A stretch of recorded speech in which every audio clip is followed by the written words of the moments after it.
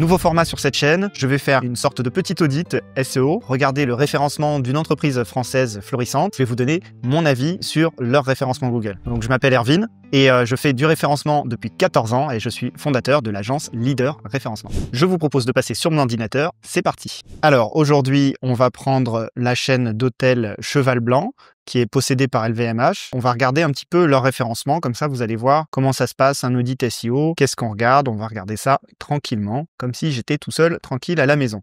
Alors la première chose que je fais quand j'arrive sur le site de quelqu'un, je regarde un petit peu toutes les pages qu'on a les plus facilement accessibles pour voir l'activité et ce qui est souhaité d'être mis en valeur par l'entreprise. Donc ici, on est directement sur la page d'accueil. On voit qu'il y a un hôtel à Paris, à Saint-Tropez, à Saint-Barth, etc. Comme je vous le disais, c'est une chaîne d'hôtels de luxe. On va se concentrer sur la partie Paris pour l'instant. Et qu'est-ce qu'on a à Paris? On a la description de l'hôtel. OK, donc ça, c'est bien. Avec plus d'images sur la page d'accueil. Alors ça, c'est pas vraiment une page d'accueil, mais c'est la page d'un des lieux. Donc c'est ce que je pourrais appeler une sous-page d'accueil. Donc on peut y aller, on peut mettre plus de vidéos, plus d'interactions. Donc c'est des choses qui vont être un petit peu plus lourdes, plus d'images, parce que cette page, elle va pas forcément se positionner. On va positionner plutôt des sous-pages qui sont vraiment dédiées à des mots-clés particuliers. Les explications sur ce que vous allez retrouver quand vous allez dans l'hôtel.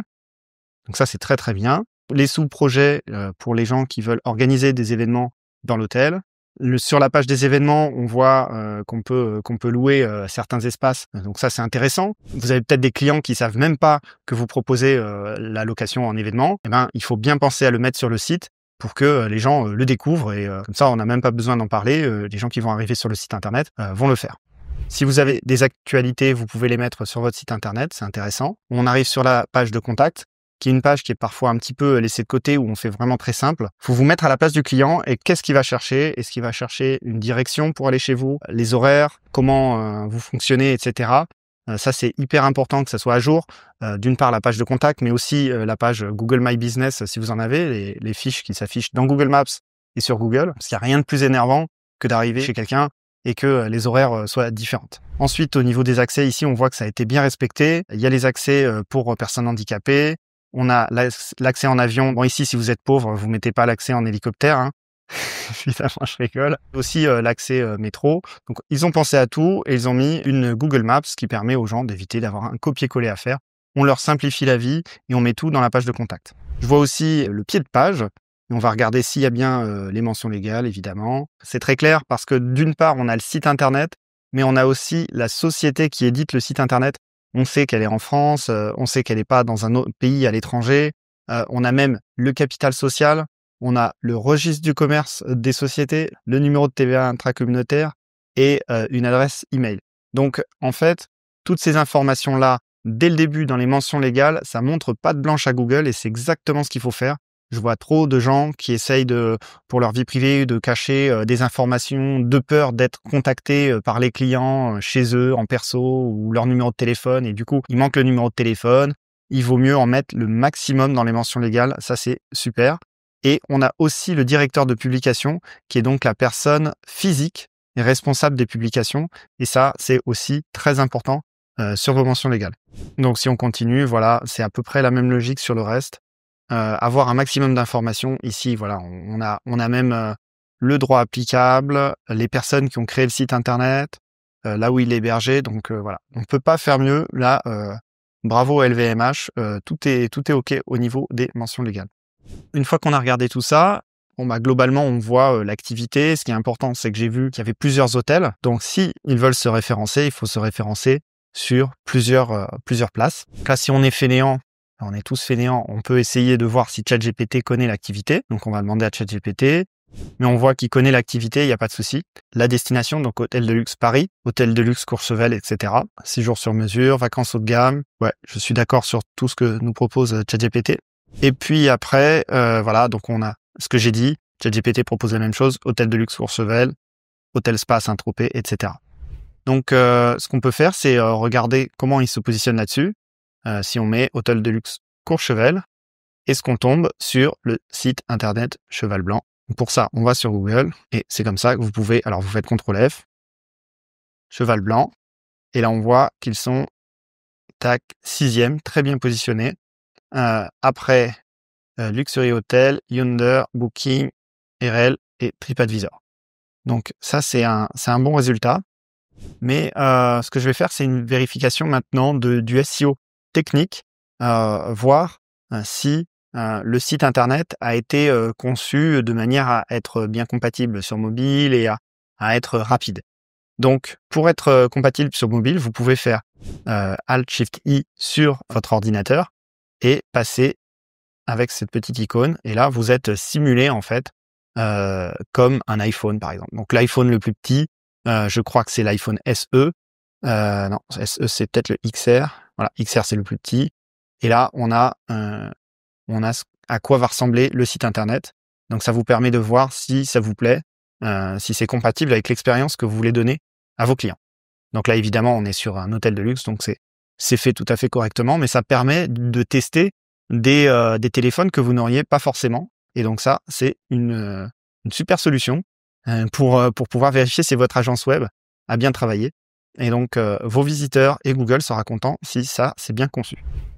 Ça vous permettra aussi de tester que si vous mettez des pop-up, des choses qui ressortent, on puisse les fermer quand on est sur mobile, que ça n'est pas caché par un autre élément, etc. Ensuite, au niveau de la vitesse, Google fournit un outil qui s'appelle le PageSpeed Insights. Et là, vous avez directement, alors ça c'est très très rare, vous avez directement ce que pense Google de votre site. Et du coup, ça permet d'avoir vraiment l'idéal que Google voudrait avoir sur votre site internet en termes de vitesse et les différentes actions que vous pouvez effectuer. Ici, on a donc deux sections. Alors, la première section, c'est l'expérience des utilisateurs, c'est l'expérience réelle des utilisateurs qui sont passés sur votre site internet. Et il faut avoir beaucoup de visites déjà pour que cette section fonctionne. La deuxième section, elle est plutôt dédiée aux tests théoriques. Et donc, c'est un test qui est effectué à un moment donné par un serveur de Google à un moment donné. Donc là, je viens de faire le test et aujourd'hui, on a 75. On a la vitesse du site qui a pris 6,8 secondes pour charger. Mais ça, si j'actualise et je relance l'analyse, elle sera différente.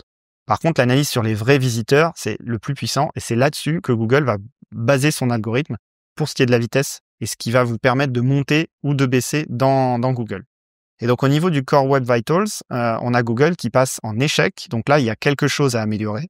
Ou alors, il y a un choix délibéré qui a été fait, vu qu'on est sur du luxe, peut-être d'afficher des images qui sont en très bonne qualité et du coup, qui vont exclure les gens qui n'ont pas des smartphones qui sont assez rapides, qui ont une assez bonne connexion Internet, etc. Donc ça, je ne sais pas si c'est une bonne décision stratégique, mais en tout cas, c'est ce qui a été fait. Et ici, on voit que le Largest Contentful Paint, l'élément le plus gros de la page, combien de temps il a mis pour charger? Et il a mis 5,4 secondes.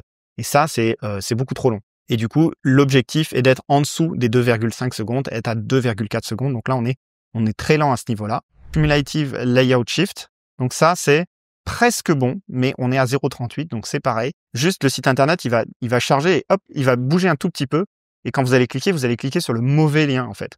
Vous allez cliquer au mauvais endroit et ça, c'est très énervant. Google le sait et c'est pour ça qu'il a développé un outil comme ça qui vous permet de dire, voilà, ça va bouger un petit peu. Et donc, il y a trop de shift, il y a trop de déplacement des éléments pendant le chargement. Donc là, il y a pas mal de travail à faire et on voit qu'il y a des économies potentielles grâce à notamment cette frise théorique qui nous dit, ça prend un screenshot toutes les 100 millisecondes.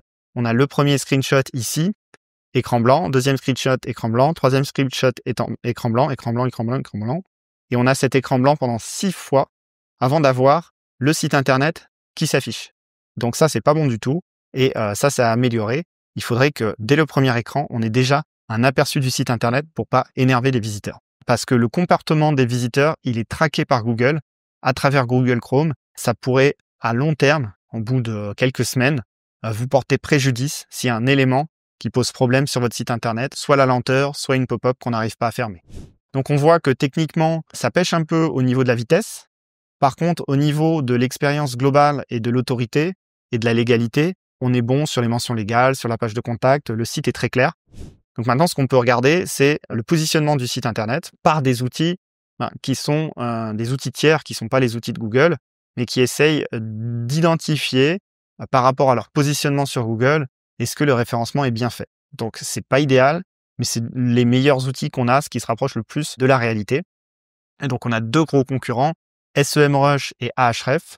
Moi, j'utilise Ahref et Ubersuggest que je vous conseille aussi parce qu'il est moins cher, même s'il est un petit peu moins puissant. Donc, on a un site internet qui a un rang de domaine de 71%.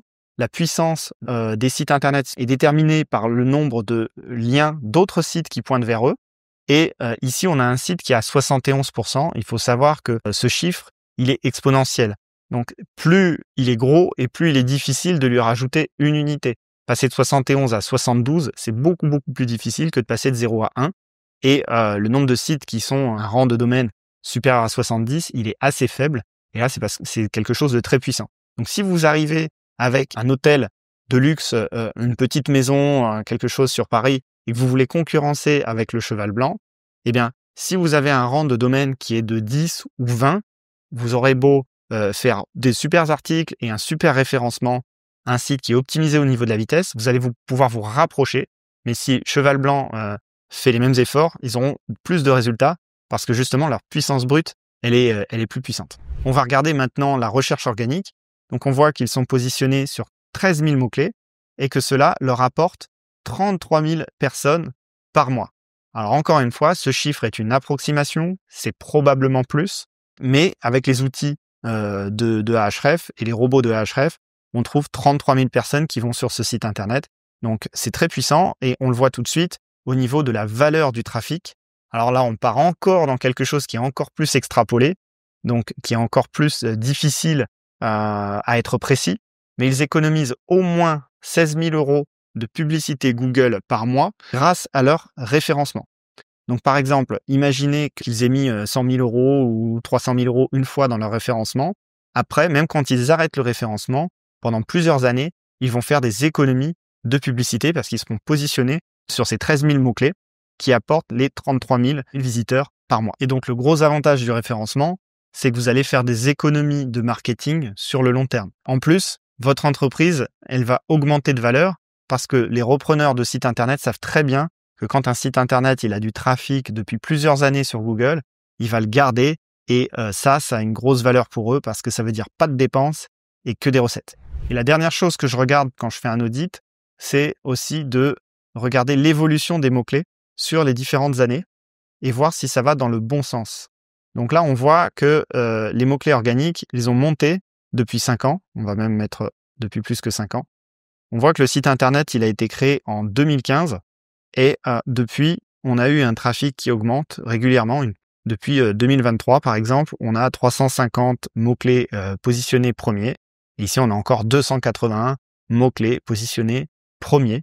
Donc, c'est un très bon résultat et ça montre que le travail qui a été fait, il est correct et qu'il n'y a pas d'inquiétude à avoir parce que ça a été bien fait. Pourquoi je vous dis ça, qu'il n'y a pas d'inquiétude à avoir, c'est qu'il faut que vous y pensiez vraiment. C'est quand vous faites des actions sur Google, pensez à vos utilisateurs et à essayer de respecter un maximum les règles de Google et ainsi avoir des résultats qui tiennent sur le long terme. Le premier pilier du référencement, c'est d'améliorer la technique de votre site, notamment avec la vitesse de votre site qui doit être mieux possible au niveau de votre hébergeur et du travail du CMS, du logiciel que vous utilisez. Aussi, des informations que vous donnez, de la structure du site et le fait qu'il soit clair, qu'il y ait les mentions légales des numéros de téléphone. Troisièmement, que les mots-clés que vous ayez choisis soient pertinents. Donc, vous pouvez utiliser ChatGPT et des logiciels comme Ahref ou Ubersuggest. Et quatrièmement, avoir des liens qui pointent vers votre site, comme ici on l'a vu, avec le rang du domaine.